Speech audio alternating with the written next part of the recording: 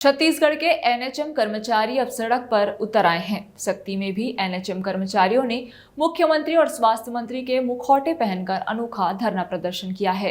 NHM कर्मचारी अनिश्चितकालीन हड़ताल पर हैं। हड़ताली एनएचएम कर्मचारियों ने बताया कि उनकी नियमितीकरण, सेवा शर्तों में सुधार और वेतन विसंगति का समाधान समेत 10 सूत्री मांग है। जब तक मांग पूरी नहीं होती तब तक आंदोलन जारी रखने की बात कही गई है। सक्ती में पदस्थ हूँ मैं। एनएचएम में पोस्टिंग है मेरी। मुझे 11 साल हो चुके हैं और हम लोग का जो आंदोलन है वो कंटिन्यू शुरू ही है और हर बार हम लोगों को कुछ ना कुछ आश्वासन देकर के छोड़ दिया जाता है। इस बार का हमारा जो आंदोलन है वो अनिश्चितकालीन के लिए है, जब तक सरकार हमारी 10 सूत्रीय मांगों को मान नहीं लेती है, जो कि एकदम जायज है।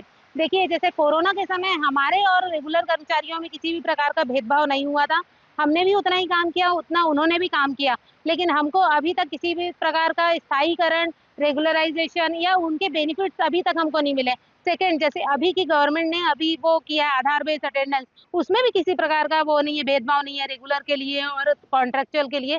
तो फिर बाकी सुविधाओं में क्यों भेदभाव है? जब काम में भेदभाव नहीं है तो सुविधाएं देने में भी भेदभाव नहीं होना चाहिए। ये मानव संसाधन नीति के खिलाफ है। ये सरकार को इस बात को समझनी ही पड़ेगी कि सारे मनुष्य और सारे जितने भी कर्मचारी अधिकारी हैं सब एक बराबर हैं। मांगे पूरी नहीं होगी तो हम अनिश्चितकालीन हड़ताल पे ही बैठे रहेंगे। करीब 16 वर्षों से काम कर रहा हूँ।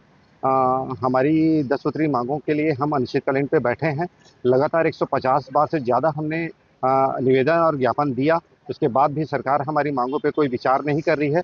इसलिए आज मजबूरन हम लोग को अनिश्चितकालीन हड़ताल पे इस पंडाल पे बैठना पड़ रहा है।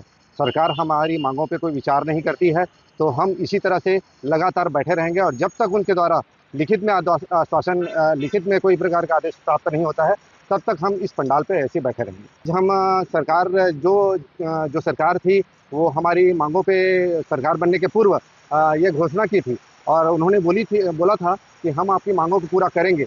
इसलिए आज हम उनका मुखौटा पहनकर ये विरोध प्रदर्शन कर रहे हैं। ओपी चौधरी साहब जी हमारी मांगों को पूरा करेंगे करके उन्होंने मंच पे बोला था, तो आज हम इस मुखौटों को लगा के इस पंडाल पे हम उनका विरोध कर रहे हैं।